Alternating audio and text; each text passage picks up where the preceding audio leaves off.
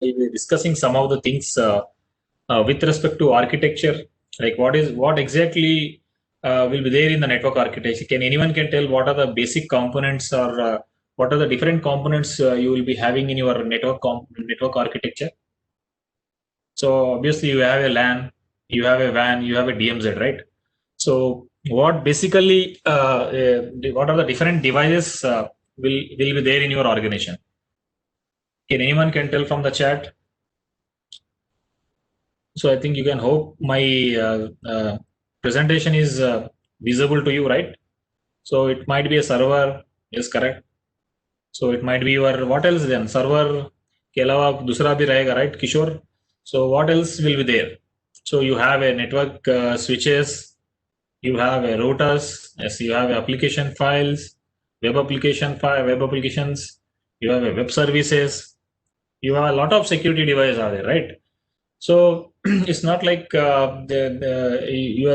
have all the security devices and there is nothing to worry about that. Okay, but what about the this architecture? What about the devices? What about the policies and what about the procedures? Okay, so if suppose there is an organization which is having all those devices installed, but as a best practice, you are not maintaining them up to the mark.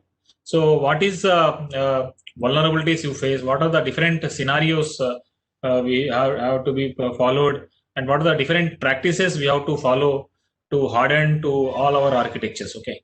So these are the some of the one of these slide which basically focus on my architecture. Okay. So basically, I am coming from the scratch level to architecture level. I'm going to the architecture. I'll be telling about the what are the various practices, what are the best practices being an security guys or being an CISO or being a manager or being a network head or being a network administrator, you have to follow. Okay. So coming to the architecture, so you have an architecture in your hand. So whether your architecture is up to date, I mean like the architecture is having the up to date components. What is the up to date components? Whether your LAN, your WAN, your DMZ, whether it is maintained. So if your LAN is maintained, so what kind of PCs or what kind of servers are configured in your LAN? So suppose there is a WAN devices. So what kind of servers and what kind of procedures you are giving? Okay, and also like coming to your policies and all those things. Whether the DMZ servers, what kind of permissions you are giving, if most of the servers are there, so what kind of servers, whether it is in web servers are there, whether any DMZ servers are there, so that two databases are there, database servers are there. So we'll see like how to what are the best practices for with respect to the network devices and all those things. Okay. So components maybe including your it might include your routers, it might include your switches, it might include your firewalls. As Kishore told, like there are some kind of servers are also available. So there might be like different things are there in the architecture. Okay. So if you see your logical diagram, I think you can come to know what basically you have and what are the components. So how to target each and individual components, how to secure it as part of your architecture, as part of your procedures, and as part of your policies. Okay. So today we'll be focusing on more on this network devices. Okay. Yeah. So coming to the ensure that the architecture of the component remaining compliant with the provision of these policies. Okay. So what is the policy? Basically, your policy says ki you should not access the telnet and the HTTP services. Okay. But when you being in CISO, you observed there are some services which are available to access through telnet or through HTTP. Suppose there is a switch which is a critical switch, or there is a firewall, or there is a router, or there is a switch. Okay. So your policy says ki you should not use HTTP and telnet. Okay. But being a manager or you being a CISO, you observe there is a violation in the policy, right? So violation in the policy, like we are using a telnet or some kind of HTTP port, HTTP services. Okay, so such kind of things you have to thoroughly give a provision. So if not a provision is given, like being in CISO, being a network manager, being a network administrator, so you have to see, you have to log in into the device and you have to check what exactly the services are enabled what exactly the configurations are and they have been configured. So for doing a configuration, like we have some list of commands, some list of commands through which you can say like my switch is best. It is a secured one. I mean, like my network device is very hardened, so it can be ready for any kind of attacks. Okay, so such kind of confidence you have to make. Okay, those confidence will come unless and until you do some kind of configurations in either through by logging into the device, suppose by logging into the device by checking each and every file. So such things, such commands or such kind of tools we'll be focusing on in today's sessions. Okay, I think SOPs. What do you mean by SOPs? Can anyone can tell from the chat what do you mean by SOPs? SOPs. Is can anyone can from the chat can tell what do you mean by SOP?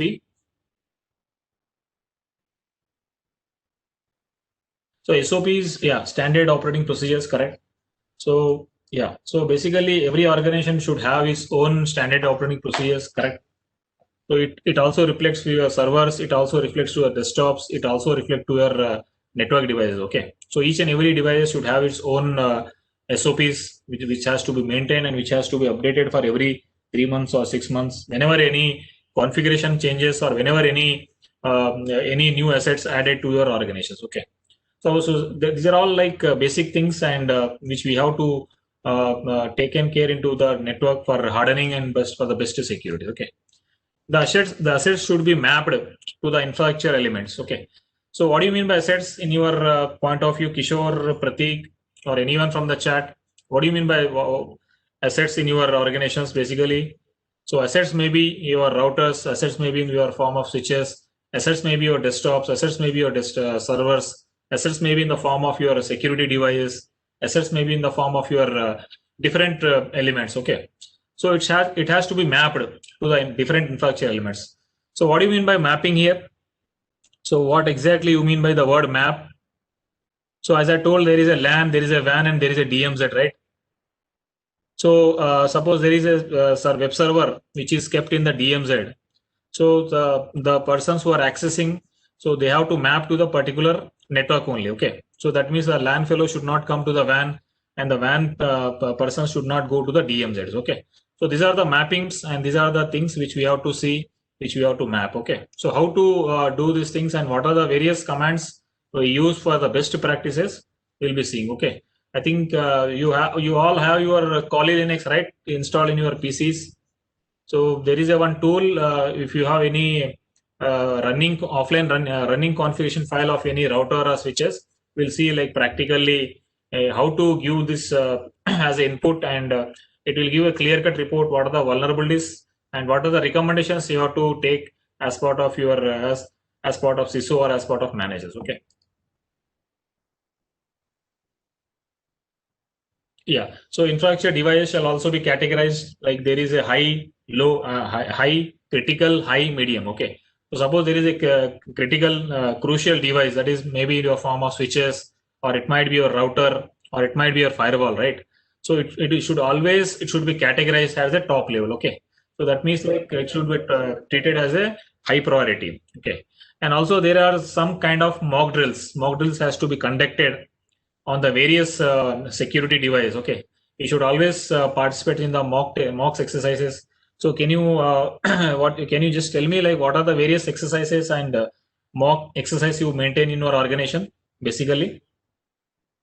Anyone else you participated recently or 1 month or 2 months before, like how to do this network security compliance? So there are some kind of tests which we need to be participant, so that it may be in the form of your some kind of quizzes or some kind of there is some kind of application where we host our entire data. So there might be like a lot of services which are open. Okay, so if your services are giving a backdoor entry or some kind of services open, so it might not be like comply to the your policies. Okay, so always you have to follow, these are the some of the security measures. So you have to always follow and you have to see what is the best practice. So can anyone can tell what are the basic things like it's better to access your switch through HTTP or through SSH? Can anyone can tell from the chat? Yeah, SSH, Neha Yadav, correct. So SSH में कौन सा protocol we have to use, Neha ji? So I think whether I can use through Telnet. Is Telnet is secure while I am accessing through my switches and routers or firewalls? Can it be accessed through HTTPS also, Neha ji? Yeah, plain text. So plain text, if you are accessing through Telnet, so obviously your data is going in the plain text communication. So as a best practice, you have to always you have to give SSH version 2 or HTTPS. Okay. So these are the some of the protocols which you have to follow as part of your security mechanism. Okay. And always the inventory. So you have to maintain the inventory of the tools. So what any tools you use for your inventory of your IT assets? What are the tools you What are the tools you have for inventory of your IT assets? Any names for the IT assets tools, inventory tools? SAP. What else? Any IT assets tools? Kanika Gambhir has told SAP. Srinivas sir has told we have a Altris. So it will use the complete. What are the details it will give, sir? Whether if you are having any inventory, suppose if you are using any inventory tool in your network. So what kind of parameters it gives basically? Parameter it should give a serial number, give a MAC address. It should IP address. It should give a should also give the end of the life. Yeah. Okay, serial number correct. So here is why I'm basically I'm referring the inventory. Inventory. Why? What is the purpose of maintaining the inventory? Inventory method. So what is the use of maintaining the inventory in the chart?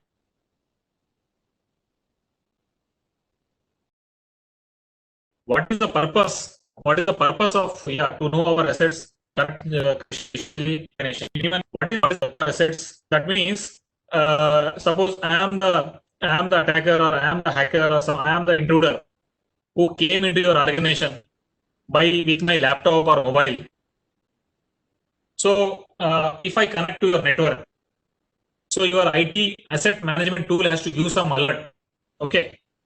So liveness of the network prediction correct. So that means correct your that means like what exactly it is there in your network and what exactly the devices are present in your network. So it should always you should predict. Okay. So basically, these are some of the things which you have to see when you are taking any organization's asset management tool, and if you are taking any asset management criteria. So for knowing who exactly are there in your organization and how they are following, so what kind of things it has been checked. So those are the so on that to observe in our cases. Okay. So yeah. So what do you mean by what is the need of time settings? Suppose there is a say fourth point is telling time settings of systems, network devices, and security solutions should be configured. So what is the need of your NTP, network time protocol? So it's a service, right? So I think it is a service and it is configured in your end device or your intermediate device, whatever it may be. It might be your server, it might be your switches, it might be any network device, right? Yeah, time sync in IT infra, correct.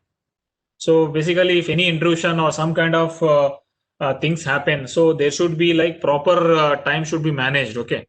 So otherwise, there's some kind of these things happen. So to with respect to any intrusions or some kind of these things. Okay. So always you have to follow. Always you have to sync your time. So with respect to that time management, right? So is NTP has to be configured in each and every PC or it is a client and server architecture? Can anyone can tell?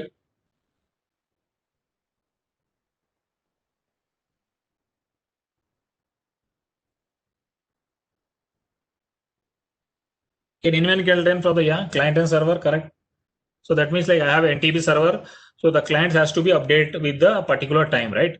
So these are the some of the things which we have to consider, and I think you have to consider and you have to do the settings in your server level or whatever the switches level or whatever the iOS or whatever the OS will be there. Okay, these are the, some of the things you have to maintain as part of the security devices or your perimeter level devices or your system level. Okay, yeah.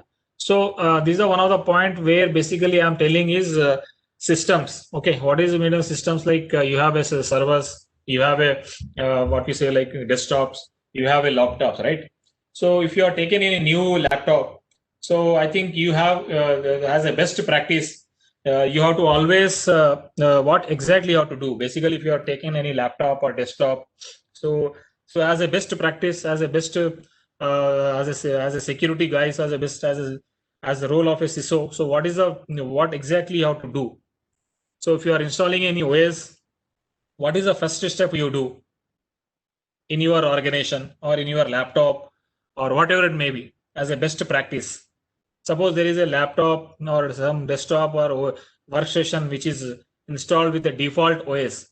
So what is the next step you follow for meeting your antivirus or some kind of patch criteria, right? So that means like you should install antivirus. You have to scan your complete system. Scanning a complete system is okay, or scanning from the boot scan is okay. Can anyone can tell from the chat what are the various antivirus things features will be there so that I can secure my systems. So always you have to see when you are scanning your PC, when you are scanning any like any web server or any kind of server. So always you have to do some kind of boot scanning, boot level scanning when your system ons. So your antivirus should your antivirus should start the program, right? So what do you mean by patch criteria, patch management? So patch management will be a two types. One is your local patch management, and another one is your a centralized patch management. So what is the centralized patch management in your case you are using? Suppose if you are having any commercial patch management, can you just tell me like what are the basic commercial patch management tools available in the market, or which you are using in your present premises? What are the various patch management tools which are available for you?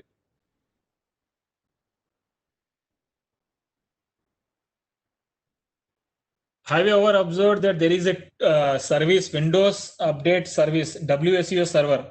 Have you ever observed these things? WSUS server? Anyone has, yeah, WS server, Windows Update Service? So, what is the use of WSU server, sir? Srinivas, sir, can you just elaborate so that what is the I mean like what why exactly I have to use a WS server? I have a internet connected right in my all my PC. Then what is the need of doing this WS server? In your case, yeah, centralized update, perfect. So what else then? So you will be getting updates and it will be pushed to each and every PCs. So what is the second thing? So you'll be saving your bandwidth also, right? You'll be saving a lot of bandwidth instead of taking from 100 machines. It is taking from the single machines. That means like if it is one, your centralized server is updated, so all your PC, all your clients will be updated, right? So that means like it is a patches. And can it be installed on your Windows 10 this WS server, or it has to be a dedicated server has to be taken? So some kind of server you have to take, and where your all updates has to be installed in one level. Then the policy says it has to be pushed to each and every client. Okay, so these are some of the patch management kind of things which we see in our day-to-day life and regular activities. Okay, yeah. So patch management shall be carried out as when the patches are ready. So I think like generally the Microsoft or Linux operating systems or any kind of operating system, they release the patches from the vendors, right? Vendors or OEMs. Okay. So always you have to see whether it is your system is patched or not. So what is the tool you use for checking that? I mean, like what is the level of your patch level?